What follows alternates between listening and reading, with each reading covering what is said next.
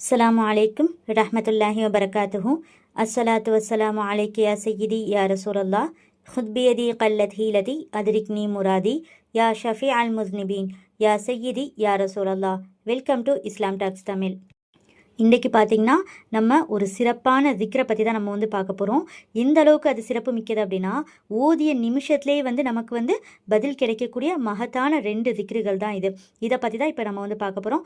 இந்த வார்த்தையை நம்ம சொன்னோம் அப்படின்னா ஒரு நிமிஷமே நமக்கு அதிகம், ஏன் ஒரு வினாடியிலேயே அல்லாஹ்வினுடைய உதவி நமக்கு கிடைக்கும். இன்றைக்கி நம்ம எல்லாருமே எதிர்பார்க்குறது இதுதான் இல்லையா?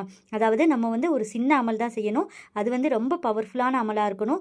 அல்லாஹ் நம்ம கேட்ட உடனே நமக்கு பதில் கொடுக்கணும் அப்படிங்கிறதான். அந்த மாதிரி ஆசையை கபூலாக்கி தரக்கூடியதான் இந்த 2 திக்ருகள். ஆனால் நம்ம எல்லாருமே என்ன பண்ணுறோம், இதை ஒரு பெரிய விஷயமாவே நம்ம எடுத்துக்கிறது கிடையாது. இதை விட்டுட்டு நம்ம பெரிய பெரிய துஆக்கள், இன்னும் பெரிய பெரிய அமல்களை தேடி நம்ம ஓடிட்டுருக்கோம். அதனால் இன்ஷா அல்லாஹ் இந்த வீடியோவில் இப்போ சொல்லியிருக்க இந்த 2 திக்ருகளை நீங்கள் ஒரே ஒரு முறை தான், ஆனால் நீங்கள் மனசார உணர்ந்து அல்லாஹ் மேலே முழு நம்பிக்கையோடு நீங்கள் இதை சொல்லி பாருங்களேன். ஒரு வினாடியிலேயே அல்லாஹ் உங்களுக்கு பதில் தந்துடுவான். ஏன்னா அல்லாஹ் சுப்ஹானஹு வ தஆலாவும் சத்தியமிட்டு சொல்கிறான். இன்னும் பார்த்தீங்க அப்படின்னா நபி ஸல்லல்லாஹு அலைஹி வஸல்லம் அவங்களும் இதை பற்றி சொல்லியிருக்கிறாங்க.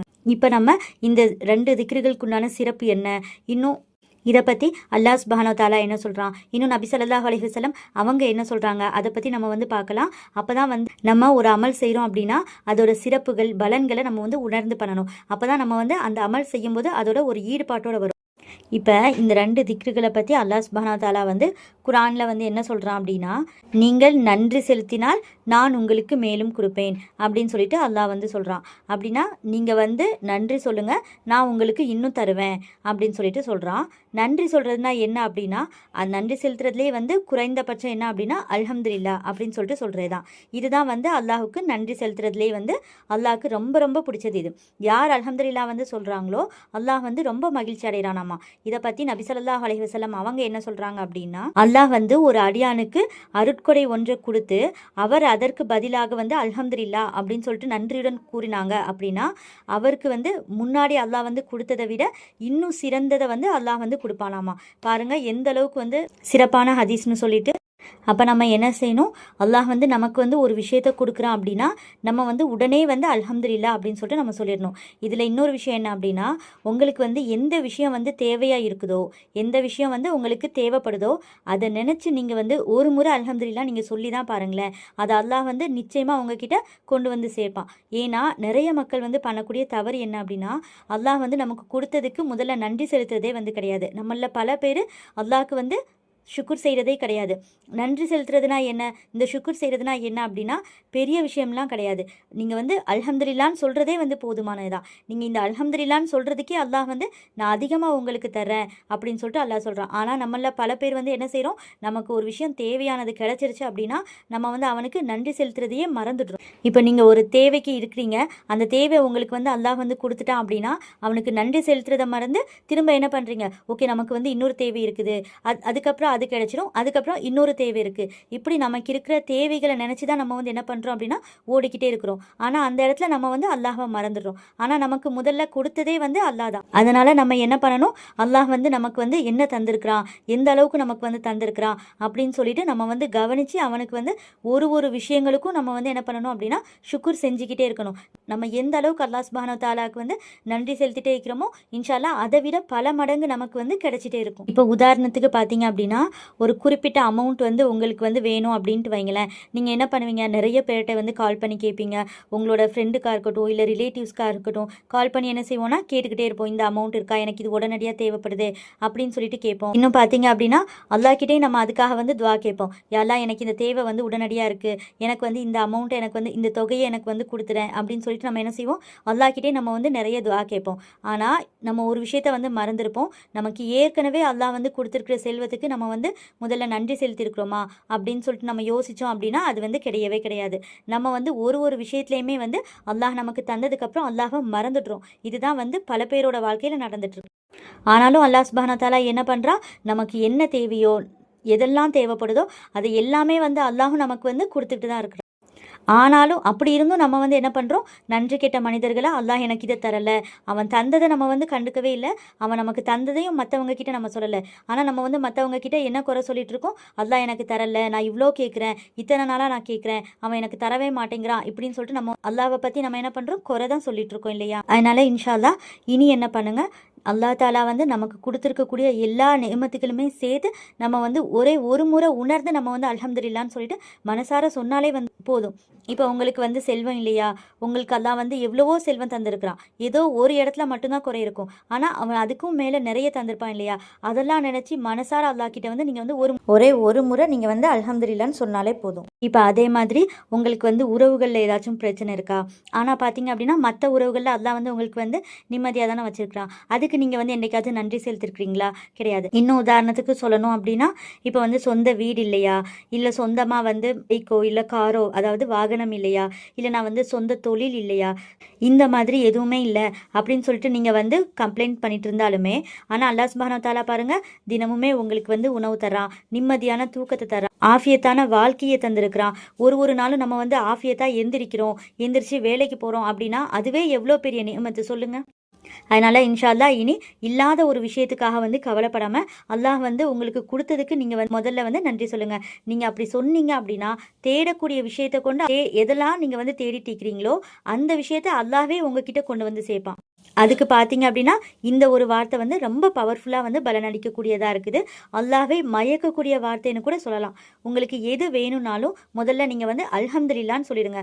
ஒரே ஒரு முறை தான் நீங்கள் அதையே மனசார அல்லாஹ் மேலே முழு நம்பிக்கையோடு நீங்கள் வந்து உணர்ந்து சொல்லணும். இன்ஷா அல்லாஹ் இன்றையிலிருந்து இந்த ஒரு வார்த்தையை நீங்கள் வந்து உங்கள் வாழ்க்கையில் நீங்கள் வந்து வழக்கமாக்கிக்கோங்க.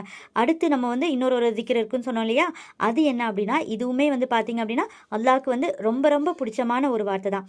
அல்லாஹ் நமக்கு வந்து அதிகமாக கொடுக்கக்கூடிய வார்த்தை. அதை பற்றி ஹதீஸ்கள் வந்து பார்த்தோம் அப்படின்னா, ஒரு முறை ஹஸ்ரத் அலி ரலியல்லாஹு தஆலா அன்ஹு அவங்க கிட்ட ஒரு சஹாபி வந்து வர்றாங்க. அவங்க வந்து கேட்குறாங்க, அல்லாஹ் தாலா உலகத்திலேயே வந்து கொடுக்கப்பட்ட 2 மகத்தான அருட்கொடை என்ன அப்படின்னு சொல்லிட்டு கேட்குறாங்க. அப்போ அதுக்கு அலி ரலியல்லாஹு தஆலா அன்ஹு அவங்க என்ன சொல்கிறாங்க அப்படின்னா, ஒன்று நமது நபி ஸல்லல்லாஹு அலைஹி வஸல்லம் அவங்க தான், அவங்க இப்போ இந்த உலகத்தில் இல்லை. இன்னொரு அருட்கொடை என்ன அப்படின்னா அதுதான் இஸ்திக்ஃபார். அது இந்த உலகம் இருக்கிற வரைக்கும் இருக்கும் அப்படின்னு சொல்லிட்டு திருக்குர்ஆனுடைய ஒரு வசனத்தை வந்து ஓதி காட்டுறாங்க. அல்லாஹ் சுப்ஹானஹு வ தஆலா வந்து அதில் என்ன சொல்கிறான் அப்படின்னா, நீங்கள் அவர்களுக்கு இடையில் இருக்கும் வரையில் அல்லாஹ் அவர்களை வேதனை செய்ய மாட்டான், அன்றி அவர்கள் மன்னிப்பை கோரிக்கொண்டிருக்கும் வரையிலும் அல்லாஹ் வந்து வேதனை செய்ய மாட்டான் அப்படிங்கிற வசனத்தை வந்து ஓதி காட்டுறாங்க. அப்போ அல்லாஹ் வந்து என்ன சொல்கிறான், நீங்கள் அவர்களுக்கிடையில் இருக்கும் வரையில். இந்த நீங்கள் வந்து யாரை சொல்கிறான் அப்படின்னா நபி ஸல்லல்லாஹு அலைஹி வஸல்லம் அவங்கள சொல்கிறான். அப்போ நபி ஸல்லல்லாஹு அலைஹி வஸல்லம் அவங்க மக்களுக்கு மத்தியில் இருக்கிற வரைக்கும் அல்லாஹ் வந்து என்ன செய்ய மாட்டான்னா அவங்கள வந்து வேதனை செய்ய மாட்டான். அப்படி இல்லை அப்படின்னா அவங்க மக்கள் வந்து என்ன பண்ணணும் அப்படின்னா, அடியார்கள் வந்து என்ன பண்ணணும் அப்படின்னா மன்னிப்புக்கு அதாவது இஸ்திக்ஃபார் செஞ்சுட்டு இருக்க வரைக்கும் அல்லாஹ் வந்து வேதனை செய்ய மாட்டான் அப்படின்னு தான் அல்லாஹ் வந்து இந்த ஆயத்தில் வந்து சொல்கிறான்.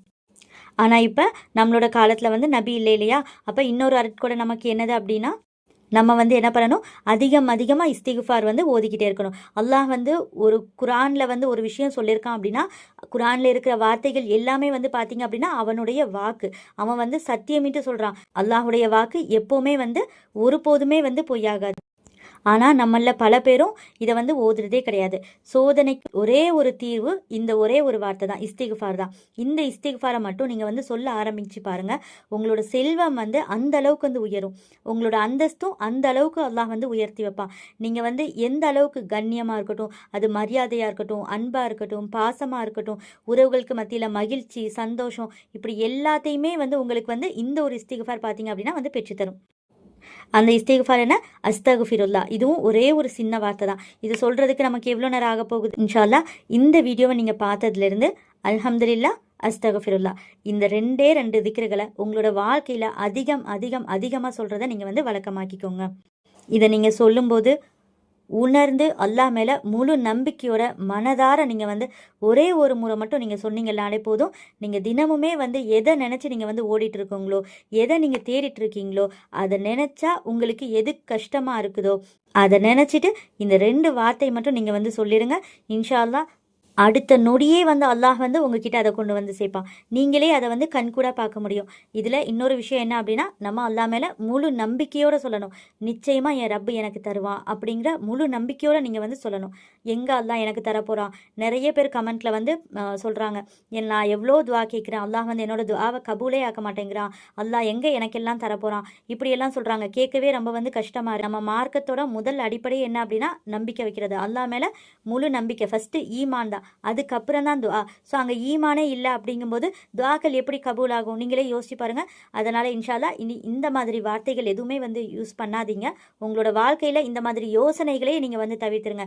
என்னோட ரப்பு நிச்சயமாக எனக்கு தருவான், இன்றைக்கு இல்லையா நாளைக்கு தருவான், நாளைக்கு இல்லையா நாளன்னைக்கு தருவான். ஏன்னா அல்லாஹ் சுப்ஹானஹு வ தஆலா என்ன சொல்கிறான், பொறுமையோடு தான் அவன் இருக்கிறான். ஸோ அப்போ நம்ம எந்த அளவுக்கு பொறுமையாக இருக்கிறோமோ அந்த அளவுக்கு நமக்கு கூலியும் வந்து பெருசாகவே இருக்கும். அல்லாஹ் சுப்ஹானஹு வ தஆலா பார்த்தீங்க அப்படின்னா அவன் மன்னிப்பு கேட்குறதையும் விரும்புகிறான், அதாவது மன்னிப்பையும் விரும்புகிறான், இன்னும் புகழ்றதையும் விரும்புகிறான். இந்த ரெண்டுக்குமே வந்து நமக்கு அதிகமாக கொடுக்குறான். அல்லாஹ்வே வந்து வாக்குறுதி அளிச்சிருக்கிறான். இந்த ரெண்டையும் யார் சொல்கிறாங்களோ அதிகமாக ஓதுறாங்களோ அவங்களோட குடும்பத்தில் எந்த பிரச்சனையுமே இருக்காது, எந்த ஒரு துஆவையுமே அல்லாஹ் வந்து நிராகரிக்கவே மாட்டான் அப்படின்னு சொல்லிட்டு சொல்கிறான். இன்ஷால்லா இன்றையிலேருந்து நீங்கள் இந்த 2 திக்ர தினமுமே நீங்கள் வந்து 1000 முறை ஓதி பாருங்கள். இன்ஷால்லா எந்த ஒரு அவசர தேவையாக இருந்தாலும் சரி நீங்கள் வந்து ஓதிடுங்க. ஒரே நாளில் உங்களுக்கு வந்து இன்ஷால்லா பதில் கிடைக்கும். இல்லை அப்படின்னா உங்களுக்கு எந்த ஒரு பெரிய தேவை பல வருஷமாக நீங்கள் வந்து கேட்டுகிட்டே இருக்கிறீங்க, அது குழந்தை பாக்கியமாக இருக்கட்டும், இல்லை திருமணம் வந்து தடைகளாகவே இருக்குது, இல்லைனா வந்து உடம்புல நிறைய நோய்கள் வந்து இருந்துக்கிட்டே இருக்குது, தீராத நோய்கள் இருக்குது, இன்னும் சாப்பிட்றதுக்கு கூட வழி இல்லை, அந்த அளவுக்கு ரொம்ப பண கஷ்டமாக இருக்குது, இந்த மாதிரி ஒருத்தருக்கும் ஏதாவது ஒரு சூழ்நிலை வந்து கஷ்டங்களாகவே இருக்கும் இல்லையா. அந்த மாதிரி முக்கியமான நேரத்தில் கூட நீங்கள் என்ன பண்ணுங்கள் அப்படின்னா உடனே வந்து அல்லாஹ் உங்களுக்கு பதில் அளிக்கணும். அப்படின்னா அல்லாஹ் உங்களுக்கு கொடுத்துருக்கிற நியமத்துக்களை நீங்கள் முதல்ல நினச்சி அவனுக்கு அல்ஹம்துலில்லாஹ்னு அதிகமாக சொல்லுங்கள். இன்னும் நீங்கள் வந்து என்ன பண்ணுங்கள் அப்படின்னா அதிகமாக இஸ்திகுஃபாரும் சொல்லுங்கள். இந்த 2 வார்த்தைகள் தான் இன்ஷால்லா உங்களோட வாழ்க்கையவே வந்து நொடியிலேயே மாற்றக்கூடிய வார்த்தைகள். இன்ஷால்லா இந்த திக்ருகளை அதிக அளவில் நம்ம வாழ்க்கையில் ஓதி இதோட சிறப்புகளையும் இன்னும் பலன்களையும் அடைந்து கொள்ள அல்லாஹ் சுப்ஹானஹு வ தஆலா எனக்கும் உங்களுக்கும் கிருபை செய்வானாக. ஆமீன் ஆமீன் யா ரப்பல் ஆலமீன். நானும் உங்களுக்காக துஆ செய்கிறேன், நீங்களும் எனக்காகவும் என்னுடைய குடும்பத்திற்காகவும் துஆ செய்யுங்க. இந்த வீடியோ உங்களுக்கு பயனுள்ளதாக இருந்தால் கண்டிப்பாக லைக் பண்ணி கமெண்ட்டில் அல்ஹம்துலில்லாஹ்னு சொல்லுங்கள். இந்த வீடியோவை நீங்கள் மட்டும் பார்த்து பயனடையாமல் உங்களோட ஃப்ரெண்ட்ஸ் ரிலேட்டிவ்ஸ்க்கு ஷேர் பண்ணி அவங்களையும் அமல் செய்ய வைக்கிறது மூலமாக அந்த நன்மை உங்களுக்கு கிடைக்கும். இன்ஷா அல்லாஹ் மீண்டும் அடுத்த வீடியோவில் சந்திப்போம். அஸ்ஸலாமு அலைக்கும் ரஹ்மத்துல்லாஹி வபரகாத்துஹு.